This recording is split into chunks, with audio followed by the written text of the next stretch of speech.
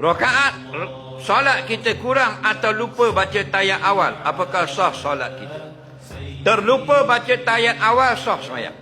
Contoh di tayat akhir dia baru teringat, tadi tak baca tayat awal semayang zuhur, hukumnya sah semayang.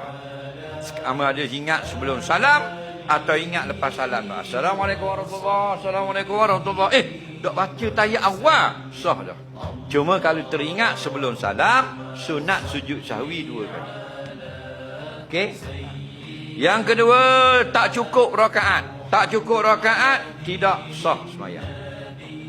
Kerana Jibril mari ajar Nabi, subuh 2 rakaat, zuhur 4, asar 4, garis 3, isya 4. Kurang pada tu tidak sah melainkan pada masalah qasar. Jadi kalau kita teringat selepas salam, Assalamualaikum warahmatullahi wabarakatuh, Assalamualaikum warahmatullahi wabarakatuh. Kita semayang garis 2 rakaat saja.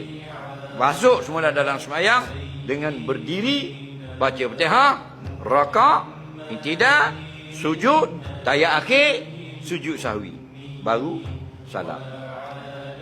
Tapi kalau lama dah salam, pergi dapur dah atau wirid panjang dah, maka tak boleh buat semula, kena ulang balik 3 rakaat. Faham? Kalau tengah tayat akhir teringat yang kita baru 2 rakaat semayang garis, wajib berdiri, sambung 1 lagi rakaat.